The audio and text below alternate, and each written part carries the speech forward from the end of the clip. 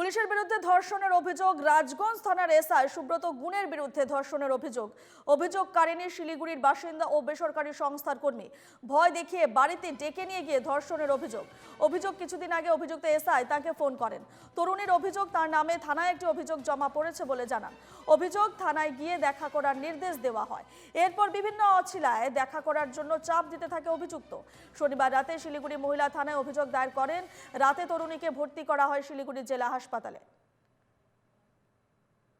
বিস্তারিত জানবো, সরাসরি রয়েছেন আমাদের প্রতিনিধি অংশুমান চক্রবর্তী। অংশুমান, পুলিশের বিরুদ্ধে এবারে ধর্ষণের অভিযোগ। রাজগঞ্জ থানার এসআই সুব্রত গুণের বিরুদ্ধে ঠিক ধর্ষণের অভিযোগ উঠছে। কি জানতে পারছো বিষয়, কি জানাচ্ছ?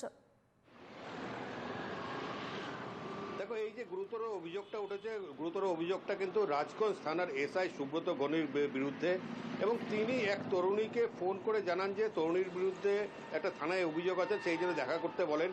কিন্তু তরুণী দেখা না করায় তাকে কিন্তু বিভিন্নভাবে ভয় দেখানো শুরু করে, এবং গতকালকে সুব্রত গুণ তার বাড়িতে সেই তরুণীকে ডেকে পাঠায়, এবং ডেকে পাঠানোর পরে কিন্তু সেই তরুণীকে সেখানে ধর্ষণ করা হয়েছে বলে তরুণী অভিযোগ করেন। এবং রাজগঞ্জ থানায় সেখানে অভিযোগ করতে গেলে রাজগঞ্জ থানার থেকে সেখানে অভিযোগ নেওয়া হয়নি। এরপরেই তরুণী কিন্তু সোজা চলে আসেন শিলিগুড়িতে, যেহেতু তার বাড়ি শিলিগুড়ির দেশবন্ধু পাড়ায়, এবং সে তার শিলিগুড়ি মহিলা থানায় গিয়ে অভিযোগ জানানোর চেষ্টা যখন জানাচ্ছিলেন তখন তিনি অসুস্থ হয়ে পড়েন। অসুস্থ হয়ে যাওয়ার সময় সেই সময় কিন্তু শিলিগুড়ি মহিলা থানায় অভিযোগ নেওয়া হয়।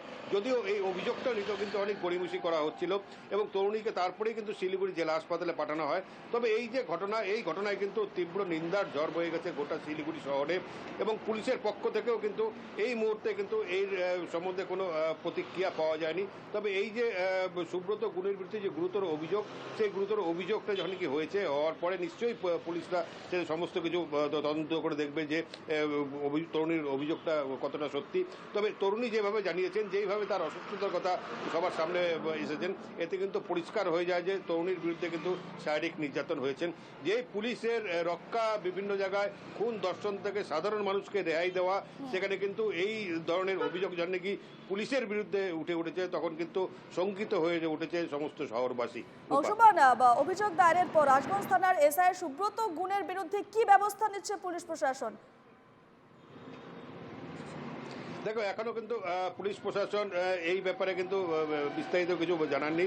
তবে যেহেতু সেটা জলপাইগুড়ি জেলার মধ্যে, জলপাইগুড়ি পুলিশ সুপার নিশ্চয়ই গোটা বিষয়টা খতিয়ে দেখবেন। অপরদিকে এই যে তরুণী যে অভিযোগটা করেছেন, তরুণী অভিযোগের কিন্তু একটি কপি মেলের মাধ্যমে যেমন শিলিগুড়ি পুলিশ কমিশনারকে পাঠিয়েছেন, অপরদিকে কিন্তু সেই কপিটা জলপাইগুড়ি এসপির কাছে পাঠিয়েছেন।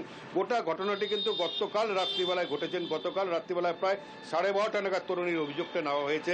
এরপরে কিন্তু আজকে সকালবেলায় কিন্তু বিভিন্ন পুলিশের পদস্থ কর্তারা গোটা বিষয়টি খতিয়ে দেখবেন বলে মনে করা হচ্ছেন, এবং জলপাইগুড়ি পুলিশ সুপার নিশ্চয়ই এই ব্যাপারটা দেখবেন এবং সুব্রত গুণের বিরুদ্ধে নিশ্চয়ই ব্যবস্থা নেবেন। তবে এইসব ক্ষেত্রে যেগুলো দেখা হয় যে সাময়িক অভিযোগ আসলে সেই ক্ষেত্রে পুলিশের তাদেরকে কিন্তু ক্লোজ করা হয়। কাজে মনে করা হচ্ছে যে সুব্রত গুণের বিরুদ্ধে যে অভিযোগ করছেন, সেই কারণে তাকে হয়তো আপাতত ক্লোজ করা হবে, এবং তারপরে তার বিরুদ্ধে অভিযোগ খতিয়ে দেখে যে প্রমাণ পাওয়া যায়, সেখানে তখন কিন্তু তার বিরুদ্ধে শাস্তি বলে ব্যবস্থা নেওয়ার ব্যবস্থা নেবে প্রশাসন পক্ষ থেকে।